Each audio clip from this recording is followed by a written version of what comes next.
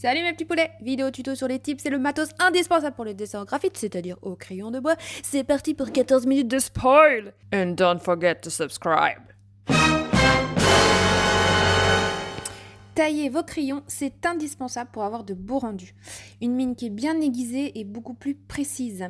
Et il faut qu'elle soit tout le temps pointue et longue parce que comme on le verra tout à l'heure, on va utiliser les crayons graphite en les couchant le plus possible vers la feuille. On colorie avec la tranche de la mine. Donc plus elle est longue, c'est-à-dire plus elle est dégagée de la partie bois, mieux ce sera. Bon, seulement, tous les tailles-crayons ne se valent pas. J'en ai acheté pas mal. J'ai une belle petite collection. Il y en a certains que je n'utilise même pas. Et j'ai mis du temps à trouver le bon taille-crayon. En fait, que j'ai trouvé sur un tuto d'une nana qui expliquait qu'est-ce qu'elle utilisait pour ses crayons de couleur. Et donc, j'ai acheté celui-ci que j'utilise aussi pour mes crayons graphite. Et il est topissime. Je vais vous montrer un petit peu tous les styles de taille-crayon. Le premier que je vous montre, je l'avais acheté au Géant des Beaux-Arts. Ça m'avait plu parce qu'il y avait plusieurs tailles de crayons. Je trouvais ça pratique. Le désavantage de ce genre de taille-crayon, c'est qu'ils font plein de déchets. Il n'y a pas de récupérateur. La mine n'est pas trop mal. Elle est pointue, mais elle n'est pas longue. Le deuxième, je l'aime beaucoup. C'était un taille-crayon que j'avais acheté il y a quelques années. Il fonctionne sur pile. Vous mettez votre crayon dans le trou. Et quand vous appuyez, en fait, ça active le mécanisme et ça taille tout seul. Les mines sont pointues, elles sont un peu plus dégagées qu'avec l'autre. L'avantage évidemment de ce taille-crayon, c'est que si vous taillez beaucoup vos crayons, c'est rapide, c'est pratique et vous ne tuez pas le poignet, quoi. Bon, évidemment, je vous ai gardé le meilleur pour la fin. C'est celui dont je vous parlais au début. C'est ma petite pépite, the best. Celui que j'utilise tout le temps, c'est un taille-crayon Derwent avec un récupérateur. Donc, vous n'en mettez pas partout. En fait, à l'intérieur, c'est un vrai petit bûcheron intégré, quoi. Vous avez un cylindre métallique avec des dents. Vous rentrez votre crayon. Là, vous pressez. Ça vous permet de décoller la première partie, comme ceci, voilà. Donc vous rentrez votre crayon dans le premier trou, puis dans le second. Vous rentrez en fait le crayon dans le cylindre métallique. Et ensuite, vous n'avez qu'à tourner la molette. Vous sentez une petite résistance, c'est que le métal taille le bois. Et quand vous sentez qu'il n'y a plus aucune résistance, ça veut dire que le crayon est complètement taillé. Donc vous ressortez le crayon et vous voyez, la mine est super belle. Elle est longue et pointue. C'est exactement ce qu'on cherche. Alors, juste pour vous montrer la comparaison, voilà. C'était avec celui à pile de tout à l'heure et puis l'autre. Alors ça, c'était un que j'avais acheté aussi chez le Géant des Beaux-Arts, qui est pas trop mal. Il taille pointu. En revanche, la mine n'est pas hyper longue, comme vous pouvez le voir. Je vais vous montrer les trois là, vous allez pouvoir comparer. Donc voilà, il n'y a quand même pas photo. Du plus nul que je n'utilise absolument jamais, jusqu'à celui que j'utilise absolument toujours. Bon, par contre, il y a un inconvénient, c'est que quand le crayon est devenu trop petit, c'est un peu galère. Donc là, le crayon est tout juste à la taille il faut qu'il soit enserré dans le premier cercle pour pouvoir tourner. S'il est plus court que ce crayon-là que je taille, vous pouvez plus. Mais déjà là, c'est galère, parce que vous voyez, pour le ressortir, c'est un peu compliqué. En fait, il ne faut pas que le crayon soit plus petit que 5 cm. En dessous, ça devient chaud de le tailler. Alors, j'en profite pour vous parler d'un super outil que j'appelle la rallonge à crayon, qui ne s'appelle pas vraiment comme ça. C'est un corps de crayon dans lequel vous insérez vos plus petits crayons que vous avez bien taillés, et plutôt que de les jeter parce que vous ne pouvez plus les utiliser correctement, eh bien vous utilisez cette espèce de prothèse à crayon. Ça vous permet d'avoir un maintien top là, vous voyez. Je peux dessiner en penchant mon crayon le plus possible, en ayant un appui sur ma main, ce que je ne peux pas faire quand le crayon est trop petit. Donc là, c'est top. Je vous montre avec un autre crayon. Voilà, mon petit crayon noir. Là, je l'ai usé presque jusqu'au bout. Donc là, quand je l'utilise, c'est nul. Je n'ai aucun appui. Donc j'appuie fort, en fait. Ça me fait plein de marques sur ma feuille. C'est naze. Donc je le mets dans sa prothèse bionique. Je serre bien. Et là, voilà. le maintien. Voilà.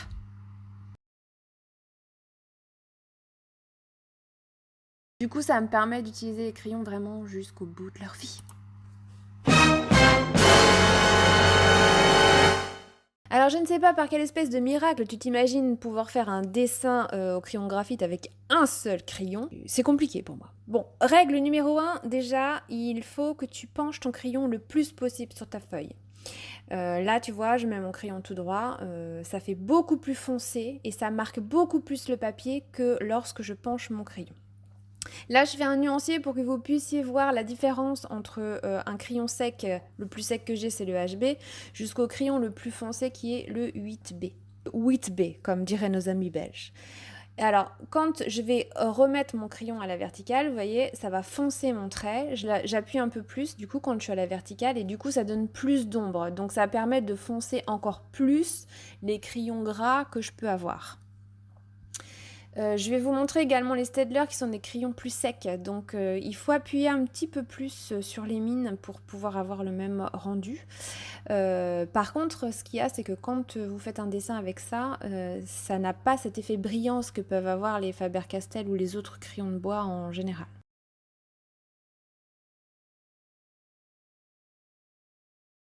Alors, je vais vous montrer sur un dessin qu'en fait il y a besoin d'avoir plusieurs nuances. Là pour le fond j'avais utilisé un HB que j'avais estompé.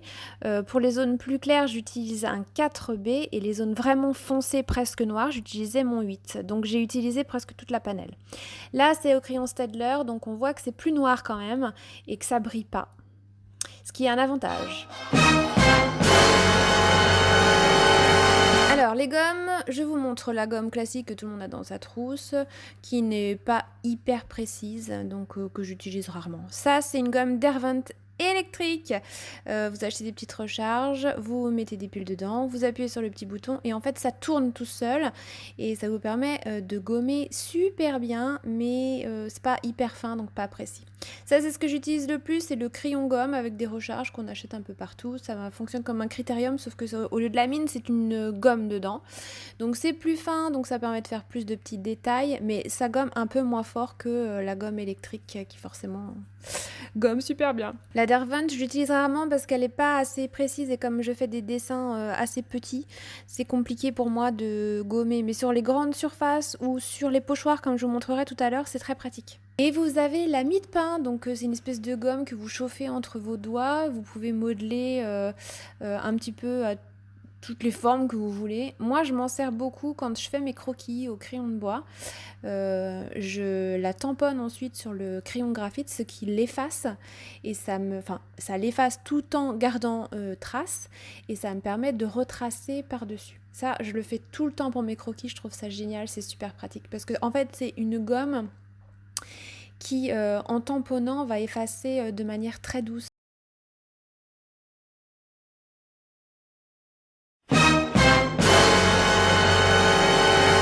Alors, je me suis toujours pris la tête avec les fonds de mes dessins et il y a peu de temps, j'ai redécouvert les pochoirs. Donc, j'utilise toujours cette technique. Je mets mon HB que j'estompe. Ensuite, je pose mon pochoir et avec cette fameuse gomme Derwent ou bien la gomme Critérium qui gomme avec plus de nuances du coup, je viens effacer mon estompe, ce qui rend pas mal. Ou alors, je fais l'inverse, je colorie et je viens estomper avec un coton-tige.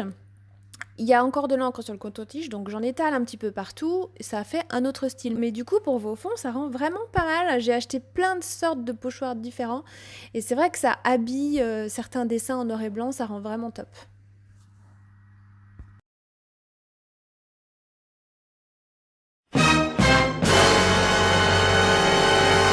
Bon alors là on arrive au conseil, je ne dirais pas que c'est le plus important, mais je dirais que c'est le plus important. Quand vous coloriez avec votre crayon de base, donc le moins gras, le HB, on voit forcément les traits de crayon et ça c'est pas beau du tout, ça fait pas réaliste. Moi j'estompe avec plusieurs outils en fonction des surfaces. Quand ce sont des petites surfaces, je prends le magique coton-tige. Quand ce sont des plus grandes surfaces, je prends un Kleenex que je mets au bout de mon doigt et je frotte. Et vous allez voir que je Je vous ai mis un petit avant-après, vous allez voir ça. Voilà, c'est quand même mieux. Ensuite, je fonce avec mon 4B. Je fonce sur les zones à ombrer, évidemment, toujours en penchant mon crayon sur le côté, ce qui m'évite de rayer ma feuille en appuyant trop fort, parce qu'après, quand vous allez estomper, on va voir ces rayures-là sur le papier, et ça sera moche. Donc bien sur le côté, votre crayon, et ensuite, je passe à mon crayon encore plus foncé, toujours en me mettant sur le côté. Et là, je vous montre le troisième outil, ce sont des espèces de papiers qui sont enroulés sur eux-mêmes de façon très serrée, que vous allez pouvoir limer avec un papier de verre et vous estomper comme avec votre coton-tige. Ça vous donne un côté un peu plus précis. Vous avez différentes épaisseurs de crayons estompeurs comme ça. Ça, c'est assez pratique. Mais je dois dire quand même que le Kleenex, ça reste mon outil préféré. Mais pour les surfaces petites et précises, c'est pas top. Je vous ai refait un avant-après qui ne saurait tarder. Oui, voilà. Donc, on voit quand même la différence entre une bulle avec le trait de crayon et une bulle estompée. Je viens gommer un petit peu pour donner de la lumière, vous voyez, avec mon crayon Critérium. Et si je m'aperçois que j'ai un peu trop gommé, donc que ça fait bizarre, eh bien, je n'ai qu'à reprendre mon coton-tige, pour venir réétaler un peu de poudre graphite. Alors le crayon blanc, c'est sûrement le truc le plus galère que j'ai dû trouver, puisque j'ai été souvent déçue par des produits que j'avais achetés sur Amazon qui couvraient rien du tout, qui n'écrivaient pas, les billes des crayons ne marchaient pas sur du graphite ou même sur les crayons de couleur, donc j'ai souvent été déçue. Et j'ai enfin trouvé la référence. Donc en fait, c'est un crayon avec de l'acrylique à l'intérieur, de l'acrylique blanche. J'ai même acheté des Posca qui ne fonctionnaient pas. Les Posca, ça coûte la peau du cul. Bon, bref, là j'ai trouvé un truc pas mal sur Amazon et moins cher que les Posca. Donc il y a de la peinture à l'intérieur. Et ça donne un effet réaliste puisque ça donne une impression de reflet, notamment dans les yeux, c'est ce que j'utilise tout le temps. J'estompe d'abord mon crayon, ensuite je viens gommer les zones les plus claires avec mon Critérium, et enfin je pose mon crayon blanc, ce qui donne vraiment un effet relief, et dans les yeux ça donne un effet top réaliste. Ça change tout à vos dessins, et quand je dis ça change tout, je ne blague pas. Je vous montre la différence là entre le crayon blanc qu'on applique et puis le crayon Critérium. Parce que vous me direz, on peut donner de la lumière avec la gomme. Oui, mais pas tout à fait de la même manière. Regardez, c'est moins précis et ça fait moins blanc. En plus, on peut faire des petits points.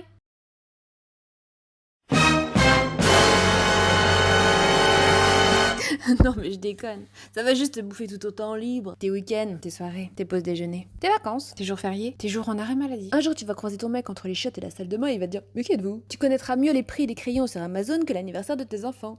Plus tu vas dessiner, plus ta technique va s'améliorer, plus tu vas connaître des astuces, plus tu vas gagner du temps.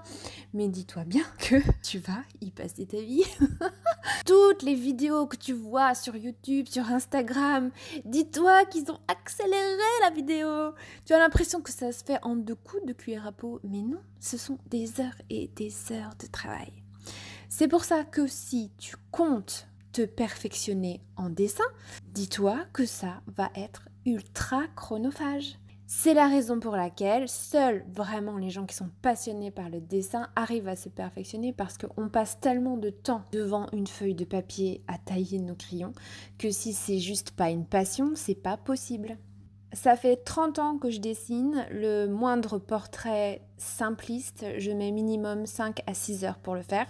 D'ailleurs, j'en profite pour dire que du coup, le prix de mes dessins, ramené au taux horaire, dites-vous que c'est comme si je vous faisais un portrait Wish. C'est limite bradé, quoi.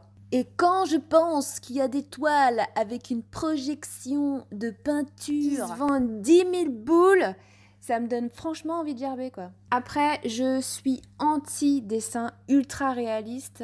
J'ai envie de dire à tous ces gens qui font des dessins comme si c'était des photos, pourquoi ne pas prendre une photo ? Il faut quand même qu'on voit les traits de crayon, qu'on voit que c'est un dessin, c'est ça aussi qui donne le charme du dessin. Sinon, comme je le disais, pourquoi se faire chier ? Autant aller sur Vistaprint directement et d'imprimer une photo.